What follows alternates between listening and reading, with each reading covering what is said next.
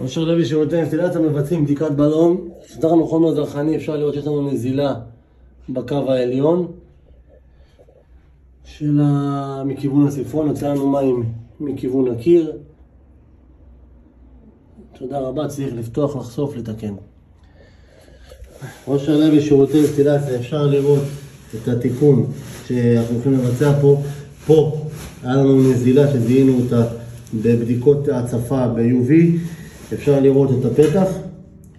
מישהו חתך פה בעבר או עם דיסק, מה שאנחנו מזהים עכשיו, היה פה ארונית לפני זה, היה נגר שהצמיד את הרגליים לפה וגם לשמה של הארון מכיור פנים. הוא חתך עם דיסק את הפאזות האלה לעומת הפאזות האלה, ושמתי שהוא חתך עם הדיסק, למזלו הוא לא פגע בצינור מים, אבל הוא כן פגע בצינור ניקוז, וזה הפתח שאתם רואים פה, וזה נזל להם בשקט מספר שנים פה, ויצר, כמו שאתם רואים, תרמיטים על הקירות וכל מיני בעיות אחרות שנוצרו להם פה בעקבות רטיבות שקטה, מה שנקרא. הכנת תרכובת אפוקסית לתיקון חוץ, אושר לוי שירותי אינסטלציה. אנחנו נבצע פה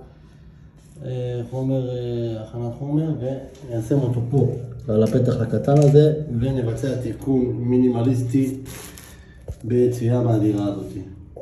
תודה רבה.